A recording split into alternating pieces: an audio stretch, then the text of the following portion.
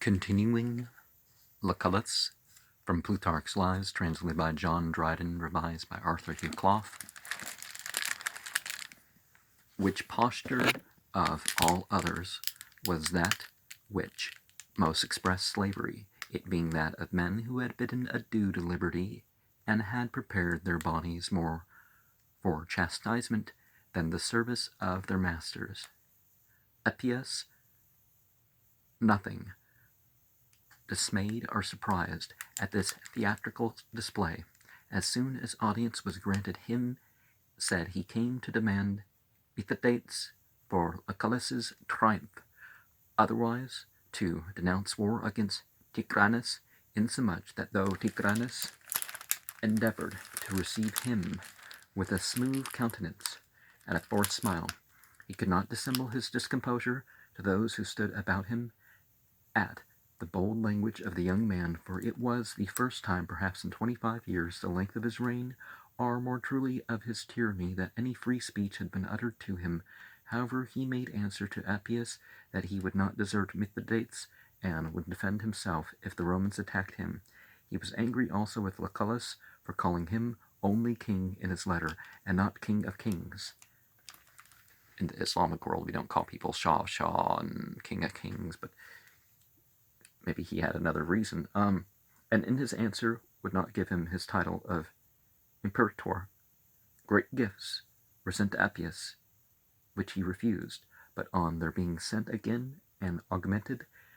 that he might not seem to refuse in anger, he took one goblet and sent the rest back, and without delay he went off to the general. Tigranes before this neither vouchsafed to see nor speak with Mithridates, though a near kinsman and forced out of so considerable a kingdom, but proudly and secondly kept him at a distance as a sort of prisoner in a marshy and unhealthy district. But now with much profession of respect and kindness he sent for him, and at a private conference between them in the palace, they healed up all the private jealousies between them, punishing their favorites who bore all the blame, among whom Metrodorus of Skepsis was one, an elegant and learned man, and so close and intimate as commonly to be called the king's father. This man, as it had happened, being employed in an embassy by Mithridates to solicit help against the Romans, Tigranes asked him, "What would you, Metrodorus, advise me to in this affair?" In return which, either out of goodwill to Tigranes or a want of solicitude for Mithridates, he made answer that an ambassador he counselled him to do it, but as a friend dissuaded him from it. This Tigranes reported and affirmed to Mithridates, thinking that no irreparable harm would come of it to Metrodorus. Upon this he was presently taken off, and Tigranes was sorry for what he had done, though he had not indeed been absolutely the cause of his death. Yet he had given the fatal turn to the anger of Mithridates, who had privately hated him before.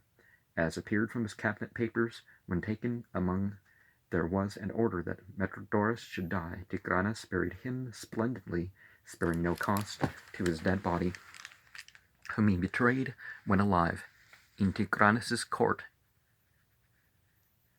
died also Epicrates, the orator, for if the sake of Athens we may also mention him,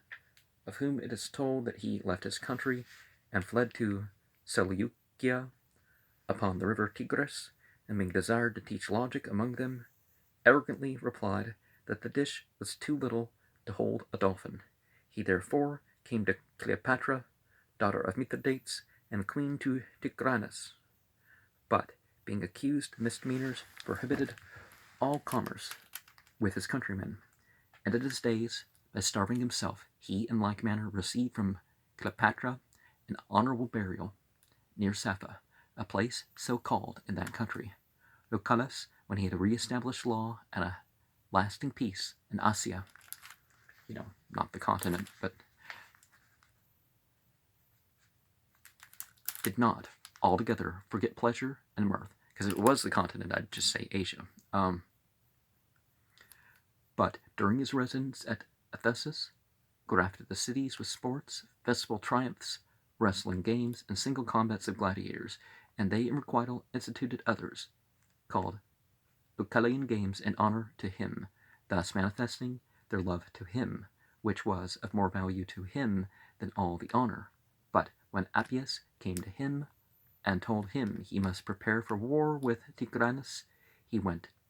again into Pontus, and gathering together his army, besieged Sinope,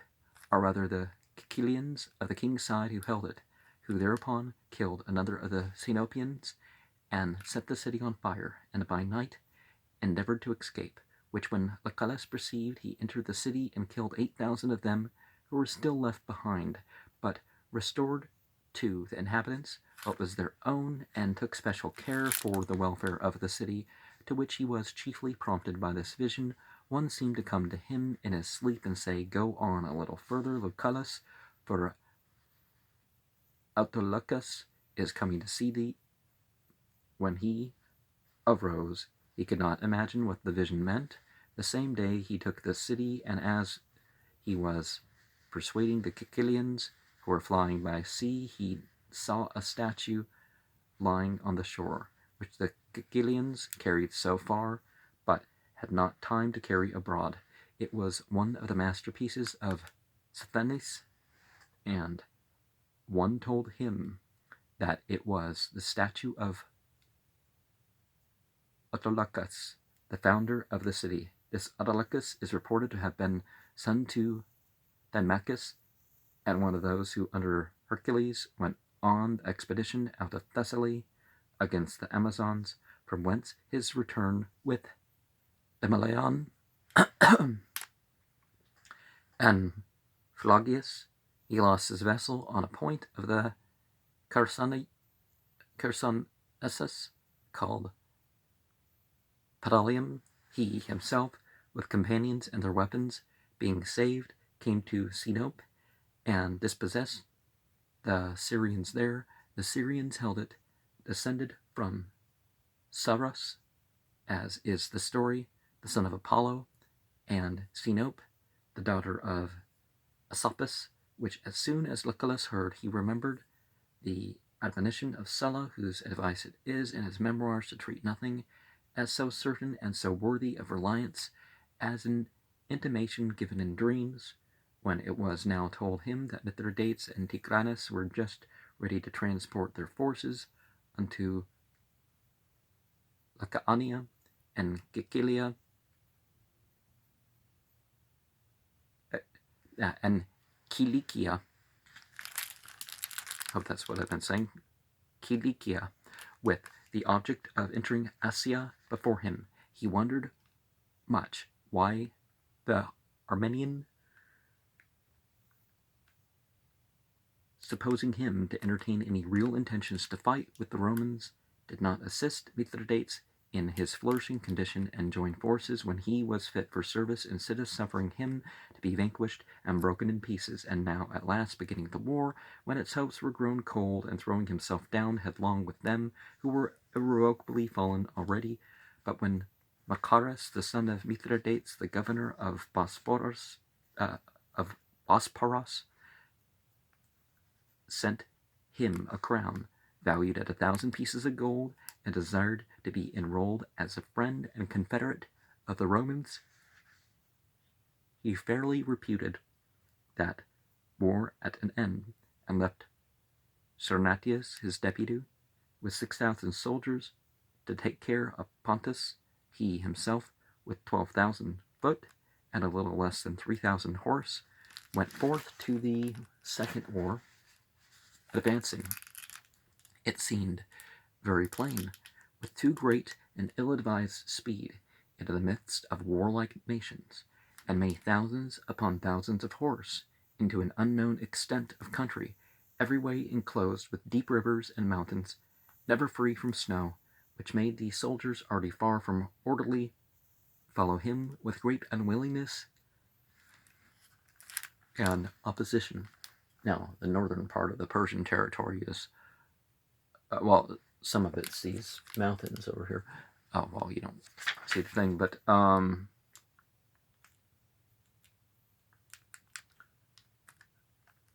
but there are places, you don't go too far north in the center of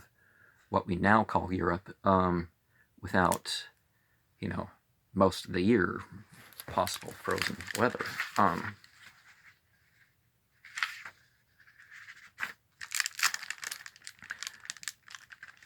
For the same reason also, the popular leaders at home publicly inveighed and declaimed against him as one that raised up war after war, not so much for the interest of the republic as that he himself, being still in commission, might not lay down arms but go on enriching himself by the public dangers. These men in the end effected their purpose, but Lucullus by long journeys came to the Euphrates, where, finding the waters high and rough from the winter, he was much troubled for fear of delay and difficulty, while he should procure boats and make a bridge of them. But in the evening, the flood beginning to retire and decreasing all through the night, the next day they saw the river far down within his banks, so much that the inhabitants, discovering the little islands in the river and the water stagnating among them, a thing which had rarely happened before, made obeisance to Lucullus, for whom the very river was humble and submissive, and yielded an easy and swift passage. Making use of the opportunity, he carried over his army and met with a lucky sign at landing. Holy heifers were pastured on purpose for Diana Persia, whom, of all the entities, the barbarians beyond the Euphrates chiefly adore. Well, so is it Ishtar is how they knew her or something? Yeah, changing the name doesn't mean a different entity. They understood that. Why can't we? They use these heifers only for her sacrifices. At other times they wander up and down undisturbed with the mark of that female entity, a torch branded on them, and it is no such light or easy thing, when occasion requires, to seize one of them. But one of these, when the army had passed the Euphrates, coming to a rock consecrated to this female entity, stood upon it. Okay, well, I can just say Euphrates, but anyways, and then, laying down her neck, like others that are forced down with a rope, offered herself to Lucullus for sacrifice, besides which he offered also a bull to Euphrates for a safe passage. Oh, well, okay, I guess that's an entity, right? Euphrates, well, the so-called deity of the river. That day he tarried there, but on the next, and those that followed, he traveled through Sophene, using no manner of violence to the people who came to him, and willingly received his army. And when the soldiers were desirous to plunder a castle that seemed to be well stored within, "This is the castle," said he, "that we must storm," showing them Taurus at a distance. "The rest is reserved for those who conquer there." Wherefore, hastening his march and passing the Tigris, he came over into Armenia. Now, this was a couple astrological ages ago, right? So Taurus wouldn't have meant June. It would have meant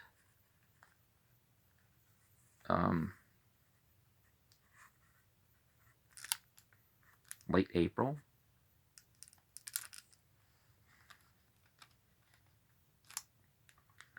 The first messenger that gave notice of Lucullus, well, I mean, if it was with the sunrise thing, which is the most dramatic one, is like, well,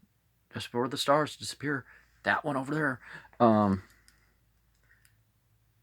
The first messenger that gave notice of Lucullus's coming was so far from pleasing Tigranes that he had his head cut off for his pains, and no man daring to bring further information without intelligence at all, Tigranes set.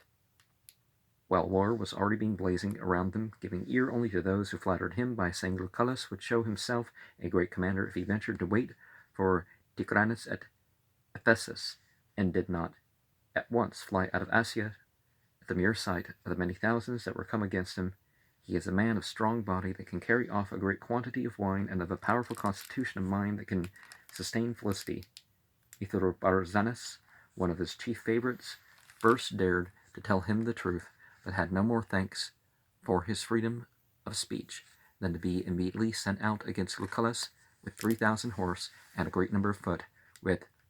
peremptory demands to bring him alive and trample down his army. Some of Lucullus's men were thus pitching their camp, and the rest were coming up to them when the scouts gave notice that the enemy was approaching, whereupon he was in fear lest they should fall on him while his men were divided unarranged. They should fall upon him while his men were divided and unarranged, which made him stay to pitch the camp himself, and sent out Sextilius the legate with 1,600 horse and about as many heavy and light arms, with orders to advance towards the enemy and wait until intelligence came to him that the camp was finished. Sextilius designed to have kept this order, but Mithrobarzanes, coming furiously upon him, he was forced to fight in the engagement. Mithrobarzanes himself was slain fighting, and all his men except a few who ran away were destroyed. After this, Tigranes left Tigranakerta, a great city built by himself, and retired to Taurus, and called all his forces about him. But Lucullus, giving him no time to rendezvous, sent out to Murena to harass and cut off those who marched to Tigranes, and Sextilius also to disperse a great company of Arabians. Then on the way to the king, Sextilius fell upon the Arabians in their camp and destroyed most of them, and also Murena in his pursuit after Tigranes through a craggy and narrow pass. Opportunity fell upon him, upon which Tigranes, abandoning all his baggage, fled. Many of the Armenians were killed and more taken. After this success, Lucullus went to Tigranokerta, Tigranokerta, and, setting down before the city, besieged it. In it were many Greeks carried away out of Cilicia, and many barbarians in like circumstances with the Greeks.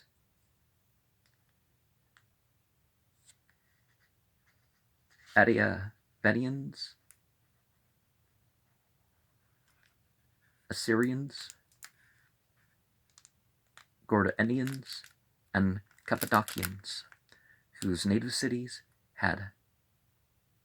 he had destroyed, and forced away the inhabitants to settle here. And Cappadocians is how one would normally say it, but trying to give it a Greek sound for some of the stuff. But it was a rich and beautiful city. Every common man and every man of rank. Well, I don't have the Greek characters, or I could. In imitation of the king, studied to enlarge and adorn it. This made Lucullus more vigorously press the siege in the behalf that Tigranes would not patiently endure it, but even against his own judgment would come down in anger to force him away, in which he was not mistaken. Mithridates earnestly dissuaded him from it, sending messengers and letters to him not to engage, but rather with his horse to try to cut off his supplies. Texilus, also, who came from Mithridates,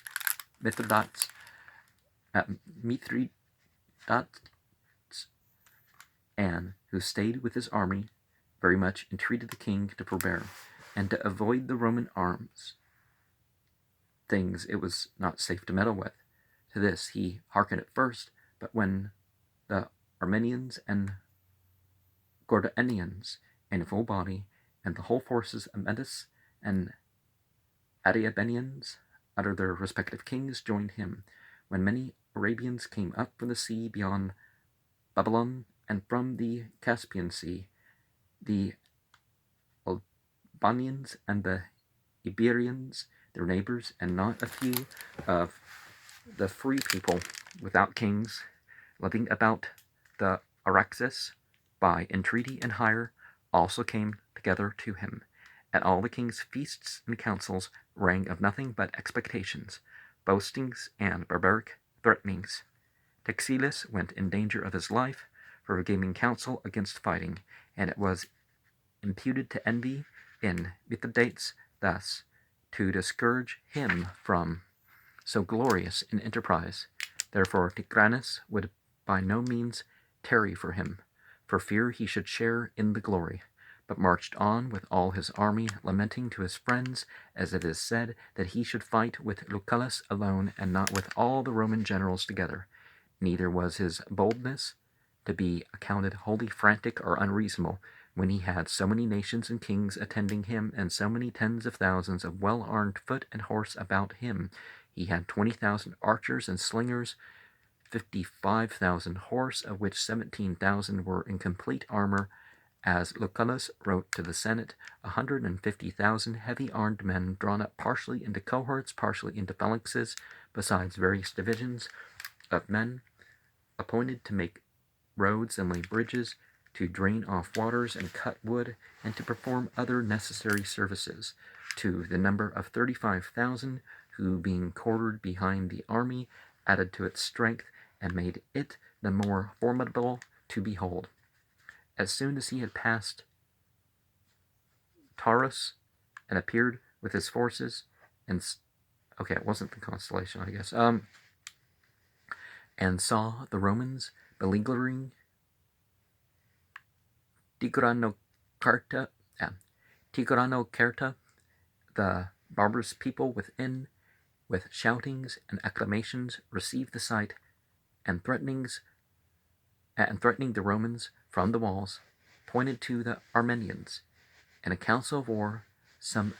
advised Lucullus to leave the siege and march up to Tigranes, others that it would not be safe to leave the siege, and so many enemies behind. He answered that neither side by itself was right, but together both gave sound advice, and accordingly he divided his army and left Murena with 6,000 foot in charge of the siege, and himself went out with 24 cohorts,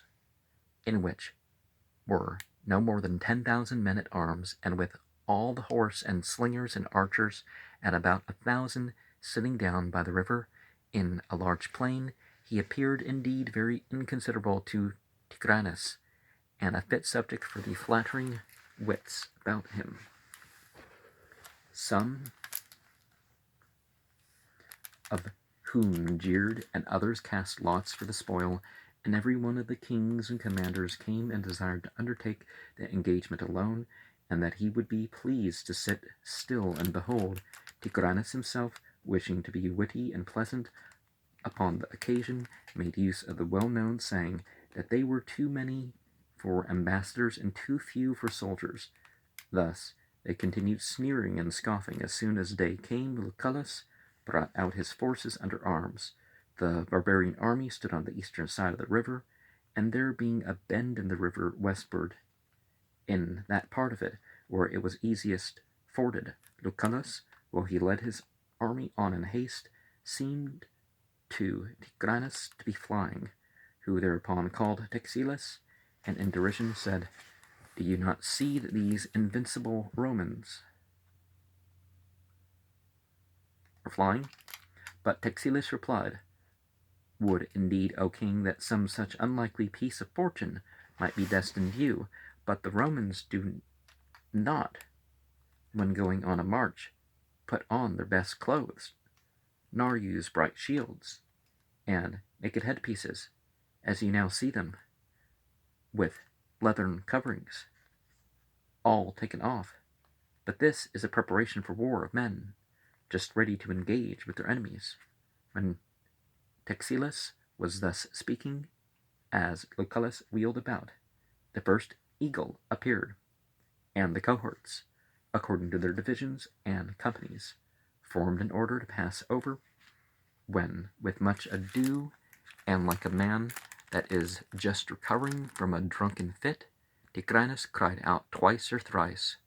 "What are they upon us?" In great confusion, therefore, the army got in array, the king keeping with the main body to himself, while the left wing giving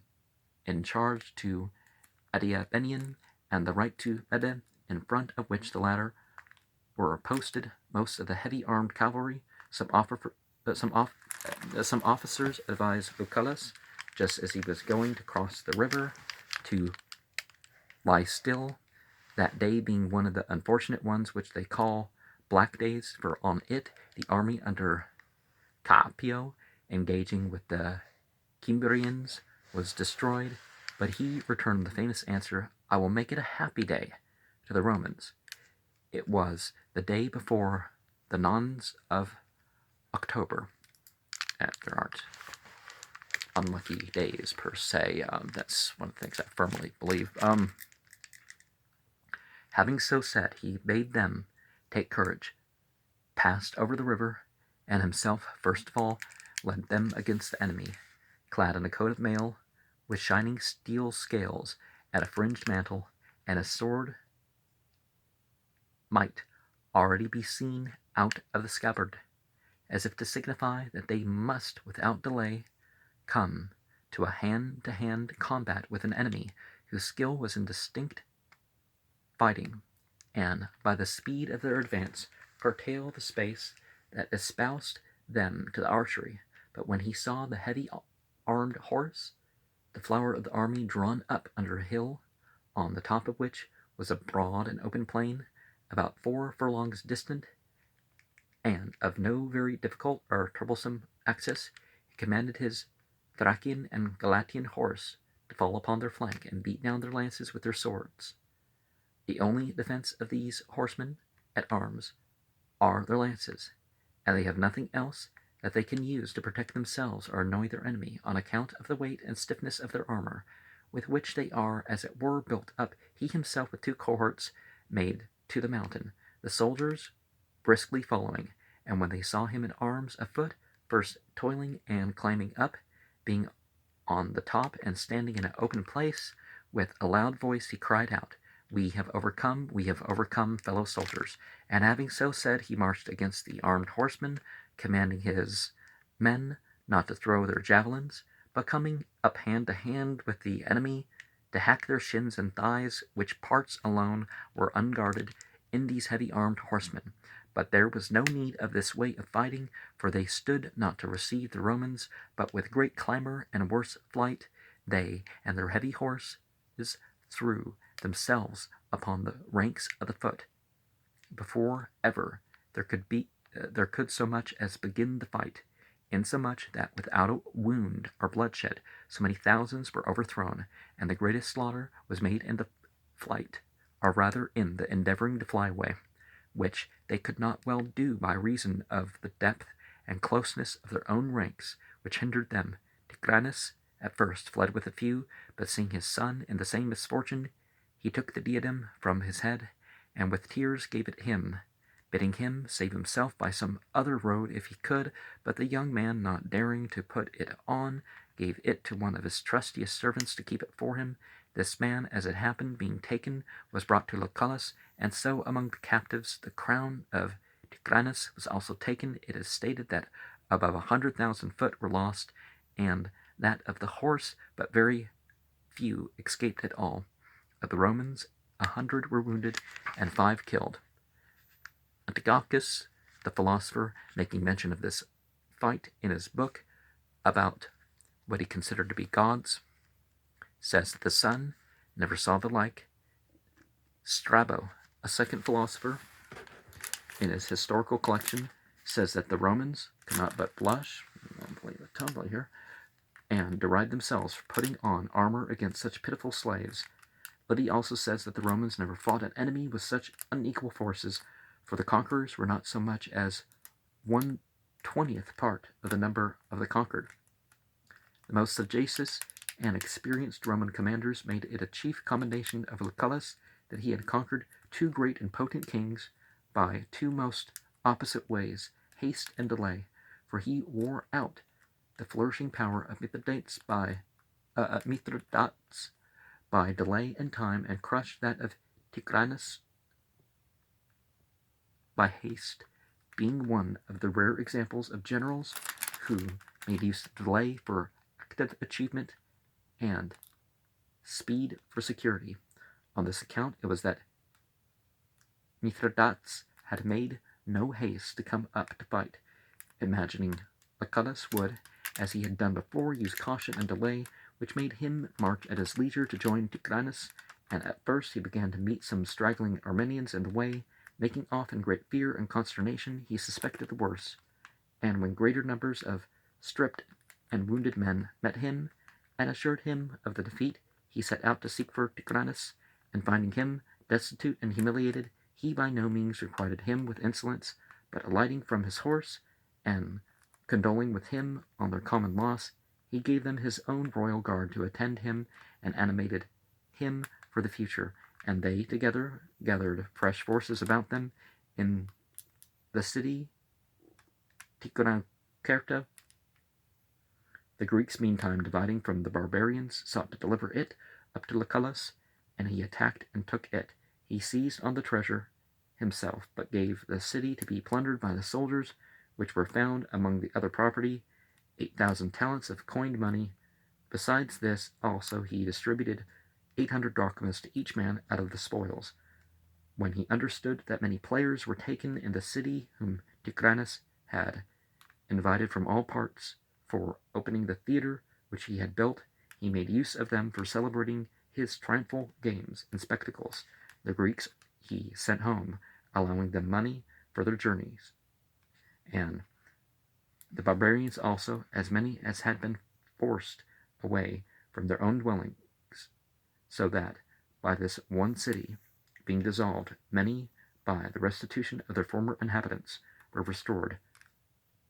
by all of which Lucullus was beloved as a benefactor and founder. Other successes also attended him, such as he well deserved, desirous as he was far more of praise for acts of justice and clemency than for feats in war, these being due partly to the soldiers and very greatly to fortune, while those are the sure proofs of a gentle and liberal soul. And by such aids Lucullus at that time, even without the help of arms, succeeded in reducing the barbarians, for the kings of the Arabians came to him, tendering what they had, and with them the Suthenians also submitted, and he so dealt with the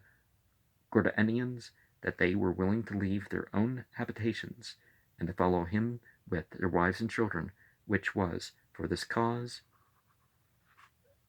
Zarbianus, the king of the Gordianians, as has been told, being impatient of the tyranny of Ticrinus, had by Appius secretly made overtures of confederacy with Lucullus, but being discovered was executed, and his wife and children with him executed before the Romans entered Armenia. Lucullus fought not this, but coming to the Gordianians, made a solemn interment in honor of Zarbianus, and adorning the funeral pile with royal robes and gold and spoils of Ticrinus, he himself in person kindled the fire and poured in perfumes with the friends and relations of the deceased, calling him his companion and confederate of the Romans. People need to stop wasting things with, people aren't that extreme, except very, very rarely does even rich people do things like that, but, don't waste wealth on a funeral. He ordered also a costly monument to be built for him. There was a large treasure of gold and silver found in Zarbianus's palace, and no less than 3 million measures of corn, so that the soldiers were provided for, and Lucullus had the high commendation of maintaining the war at its own charge without receiving 1 drachma from the public treasury.